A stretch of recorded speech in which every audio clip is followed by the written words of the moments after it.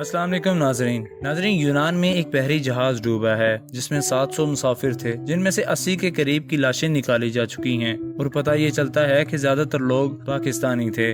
उर्दू यूनान ने ये खबर रिपोर्ट की है। इस वीडियो में आज हम आपको बताएंगे कि कैसे लोग पाकिस्तान से दुबई जाते हैं और फिर दुबई से लीबिया। नाजरीन, लीबिया में ये सवार होते हैं सैकड़ों की तादाद में और फिर ये इटली की तरफ रवाना होते हैं। क्योंकि इटली का जो समंदर है वो बहुत ख़तरनाक समंदर है, तो इसके अंदर बेहद हादसात भी पेश हो जाते हैं। चूँकि ये मुसाफिर छोटी छोटी कश्तियों के अंदर सवार होते हैं, इस वजह से इन्हें काफ़ी दुश्वारियों का सामना होता है। क्योंकि बड़े जहाज़ों में तो इन्हें अलाउ नहीं किया जाता, इसलिए ये छोटी छोटी कश्तियों के अंदर सवार होकर अपना सफ़र तय करते हैं। और जब समंदर की लहरें ज़रा सी तेज़ हो जाएं तो ये जहाज़ डूबने का खदशा पेश हो जाता है। और इस महीने ये दूसरा जहाज़ डूब चुका है। इस डूबने वाले जहाज में 700 मुसाफिर थे, जिनमें से अभी 80 के करीब की लाशें निकाली जा चुकी हैं और इनमें से भी ज्यादातर पाकिस्तानी हैं। अभी तक 500 लोग लापता हैं, जिनका कुछ अता पता नहीं है कि वह समंदर में किस जगह पर मौजूद हैं। बिलाखिर अगर पता चला भी, इनमें से भी ज्यादातर पाकिस्तानी ही निकलेंगे। आखिर ऐसा क्यों होता है? ये वीडियो खुदारा इसलिए शेयर कीजिए ताकि उन तमाम लोगों तक भी पहुंच जाए जो अब तक प्लान बना रहे हैं। तो किस्सा यहाँ से शुरू होता है कि आपका कोई एक आधा दोस्त जो बाहर जा चुका है, वो वहाँ पहुँचकर आपको यही कहता है कि आपने पाकिस्तान में क्या करना है। पाकिस्तान में तो हालात बहुत बुरे हैं और तुम भी इधर आ जाओ, क्योंकि इधर बहुत अच्छा माहौल और अच्छे खासे पैसे मिल सकते हैं। हालांकि वो उधर खुशहाल नहीं होते। एक एक कमरे में 50-50 लोग रहते हैं और छुप छुप कर ये काम करते हैं जहाँ पर पुलिस इन्हें देख न सके, क्योंकि इन्हें काम के साथ साथ अपनी जान का भी हमेशा खदशा रहता है। सर्दी गर्मी हर तरह के सख्त मौसम ये बर्दाश्त करते हैं, लेकिन वो पाकिस्तान में यही बताते हैं कि यहाँ बहुत अच्छा माहौल है, आ जाओ तुम भी बाहर और अपने शौक पूरे करो। यार मेरा फलां दोस्त चला गया तो मैं भी चला जाऊं। यहाँ से सिलसिला शुरू होता है। अब आती है बारी एजेंट ढूंढने की। तो वो एजेंट ढूंढते हैं कि कोई हमें इस तरह की डंकी लगाकर या किसी गैर महफूज तरीके से हमें बाहर किसी न किसी तरीके से पहुंचा दे। और एजेंट इनको कहता है कि इतने पैसे लगेंगे, पासपोर्ट मुझे दे दें, और आप पासपोर्ट दे देते हैं। जबकि अपना पासपोर्ट एम्बेसी के अलावा किसी को भी नहीं देना चाहिए, क्योंकि आपका पासपोर्ट आपकी अपनी प्राइवेट प्रॉपर्टी होती है। यहीं से इलीगल काम शुरू होता है। फिर वो आपका पासपोर्ट लेकर अपने पास रख लेते हैं। फिर वो पता नहीं क्या क्या कार्रवाइयां करवाते हैं और यहाँ पासपोर्ट का ताल्लुक नहीं रहता। जब उन्होंने भेजना ही आपको इलीगल तरीके से है, तो आपके पासपोर्ट को वो बिल्कुल फाड़ देते हैं। आपको वापस आने का कोई रास्ता नहीं देते। और अगर आप पाकिस्तान वापस आते भी हैं तो भी यहाँ पुलिस के हाथ चढ़ने का आपको हमेशा डर लगा रहेगा। पासपोर्ट ले लेने के बाद वो आपसे ये कहते हैं कि कुछ पैसे आप हमें यहाँ देंगे और कुछ पैसे आप अपनी कमाई से बाहर जाकर हमें देंगे, जो कि सरासर आपको चूना लगा रहे होते हैं। और ये सारे काम 10-20 लाख के दरमियान हो जाते हैं। ये लोग अपनी किसी जमीन का टुकड़ा या माँ के कंगन बेचकर, इसी तरह की कुछ चीजें बेचकर अपनी जिंदगी की, माँ बाप की जमा पूंजी जो उन्होंने सारी जिंदगी जोड़ी होती है, उसको इस्तेमाल करते हैं और फिर अपनी जान को किनारे लगाकर इस मुश्किल सफर का आगाज कर देते हैं। एक गाड़ी के अंदर जब वो 12-12, 15-15 बंदे फंसा कर लेकर जाते हैं, तो आपको तभी अंदाजा हो जाता है कि यार मैं यहाँ किसी गलती की वजह से फंस गया हूँ। बहरहाल इस वक्त कुछ हो नहीं सकता, तो फिर सब्र के साथ अपना सफर कंटिन्यू रखते हैं। बाकी लोगों के एक बड़े हजूम के साथ आपका अपना सफर भी शुरू हो ही जाता है।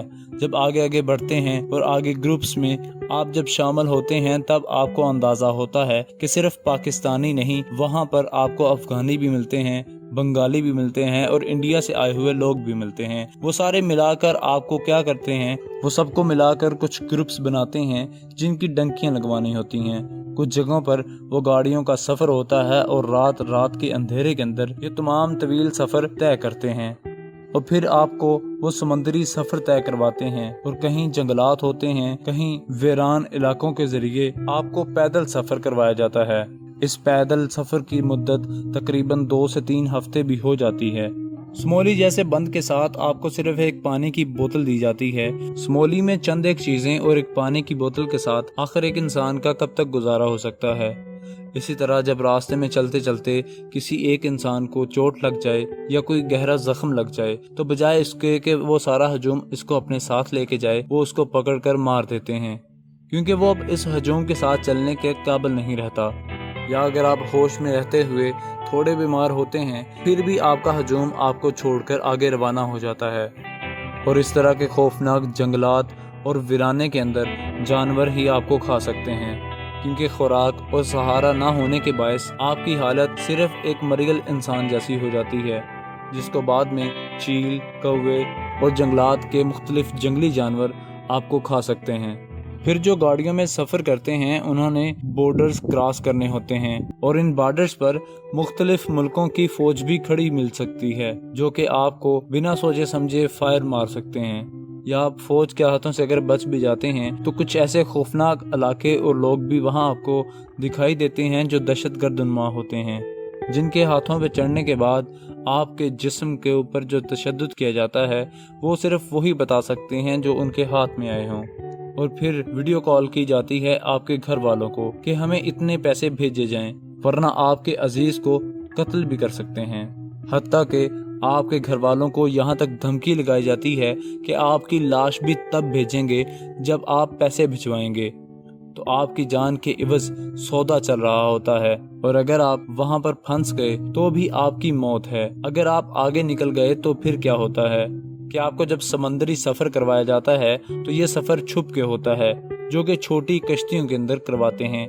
बड़े जहाज़ों के अंदर आप बिना वीज़ा के नहीं जा सकते और इन छोटी छोटी कश्तियों के अंदर बहुत ज़्यादा लोग लाद दिए जाते हैं और ख़ुद एजेंट्स पीछे से निकल जाते हैं। और जब ये सफ़र तय करते हैं किसी लहर के ज़रिए कुछ भी ऐन मुमकिन हो सकता है ये कश्ती डूब जाए, हो सकता है ये कश्ती टूट जाए, और बेशतर तौर पर आखिर या तो कश्तियाँ ये टूट जाती हैं या फिर डूब जाती हैं।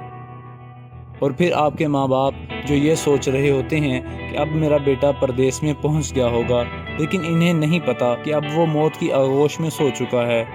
वो माँ बाप जो सपने देखते हैं और बरादरी में हमारी भी इज्जत होगी, ये सोचकर अपनी जवान औलादों को लाश की सूरत के अंदर पाते हैं। जो माँ बाप अपनी सारी जमा पूंजी तो अपने बेटे के हाथ दे देते हैं और अपना बेटा भी उस मौत के हवाले कर देते हैं, जिसके बाद अपना बेटा पाने के काबिल नहीं रहते। और फिर आपके मरने के बाद आपकी माँ जो इस गम में बूढ़ी हो चुकी है उसे भी फालज आ जाता है, तुम्हारे बाप को दिल का दौरा पड़ जाता है और फिर करते करते वो सारा खानदान लुट के रह जाता है और आपके बहन भाइयों को पछतावे के सिवा और कुछ नहीं मिलता। आपने आज फैसला करना है कि ये काम इल्लीगल तरीके से नहीं करना। पाकिस्तान में रहें, थोड़ी मिल जाए, थोड़ी के साथ गुजारा करने के पाबंद हो जाएं। थोड़ी खाएं मगर खुशी से खाएं। अगर आपको हमारी आज की वीडियो पसंद आई है तो इसे शेयर करें, लाइक करें और हमारा चैनल सब्सक्राइब और इसके साथ दिए गए बेल आइकन को ज़रूर दबाएं, ताकि हमारी तमाम नई आने वाली वीडियोस आपको जल्द से जल्द मौसूल हो सकें। अल्लाह हाफिज़।